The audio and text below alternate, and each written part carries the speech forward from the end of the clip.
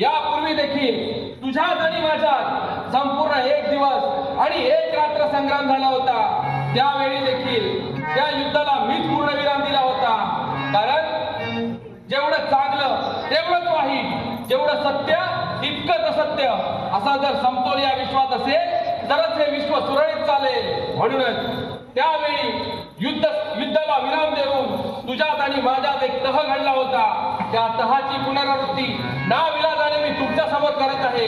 तर ऐक तर, तुम्ही सात शक्ती या विश्वाच्या ठिकाणी मुक्त संचार करू शकता, पण तो केव्हा? दिवसाचे 8 प्रहर। या 8 प्रहरांमधील केवळ 3च प्रहर तुम्ही शक्ती मुक्त संचार करू शकता। भर दुपार, संध्याकाळची कातर वेळ आणि मध्यरात्र या 3 प्रहरात तुम्ही 7 शक्ती मुक्त संचार करू शकता। मुक्त संचार करत असतेवेळी मानवी देहात प्रवेश करण्याचे मार्ग देखील निश्चित करण्यात आले। ते कोणते असतील? एखादा अन्न पदार्थ जर भूमीवरती पडला असेल, एखाद्या मनुष्य प्राण्याने तो अन्न पदार्थ उचलून पुनश्च जर ग्रहण केला तर त्या अन्न पदार्थाद्वारे तुम्ही शक्ती त्या मनुष्याच्या देहात प्रवेश करू शकता। त्या पुढील मार्ग कोणता असेल? एखादा सुगंधी पुष्प जर मार्गात पडलेला असेल, एखाद्या स्त्रीने ते पुष्प उचलून त्याचा सुगंध घेऊन आपल्या केशकमलात जर अर्पण केला तर त्या पुष्पाद्वारे तुम्ही 7 शक्ती त्या स्त्रीच्या शरीरात प्रवेश करू शकता।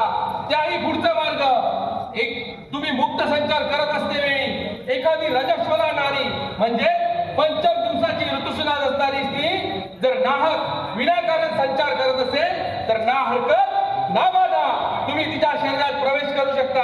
आणि त्याही पुढचा मार्ग जो फक्त या कलियुगापुरता मर्यादित आहे, तो कोणता असेल? एखादी व्यक्ती जर स्वतःच्या स्वार्थासाठी दुसऱ्याचं वाईट चिंतत असेल, दुसऱ्याचं वाईट झालेल्याचा त्याला आनंद होत असेल, तर तुम्ही वाईट शक्ती त्या वाईट निंदणाऱ्या व्यक्तीच्या शरीरात, त्या वाईट व्यक्तीच्या शरीरात प्रवेश करू शकता। हे झाले तुमचे मनुष्याच्या शरीरात प्रवेश करण्याचे मार्ग।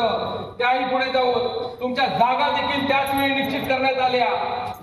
जुनाट पिंपळ वृक्षावरती या ब्रह्मसंबंध मुंजाचं वास्तव्य, गावोगावाच्या ठिकाणी स्मशानभूमी उभारण्यात आल्या।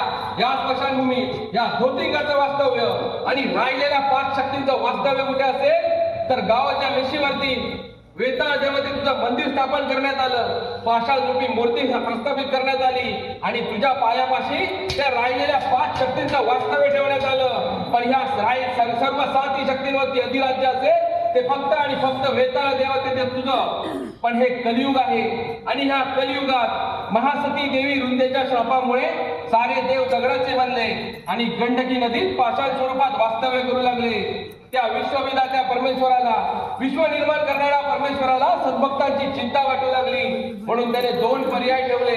ते कोणते असतील? ज्या 33 कोटी देवी देवता आहेत त्यांचे समसमान असे 3 भाग केले।